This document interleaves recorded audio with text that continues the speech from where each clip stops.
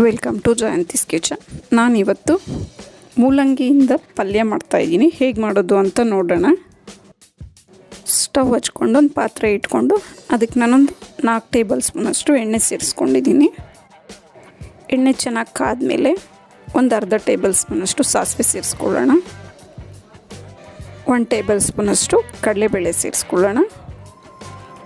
1 table ಸ್ಪೂನಷ್ಟು ಕರಿಬೇವು, ಸಣ್ಣಗೆ ಹಚ್ಕೊಂಡಿರೋ ಈರುಳ್ಳಿ ಒಂದು ಸೇರಿಸ್ಕೊತಾ ಇದ್ದೀನಿ.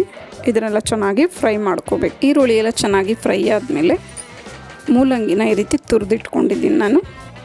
ಇದನ್ನು ಸೇರಿಸ್ಕೊಳ್ಳೋಣ. 1 ಕಪ್ಪಷ್ಟು ಕಾಯಿ ತುರಿ ಸೇರಿಸ್ಕೊತಾ ಇದ್ದೀನಿ ಇದಕ್ಕೆ.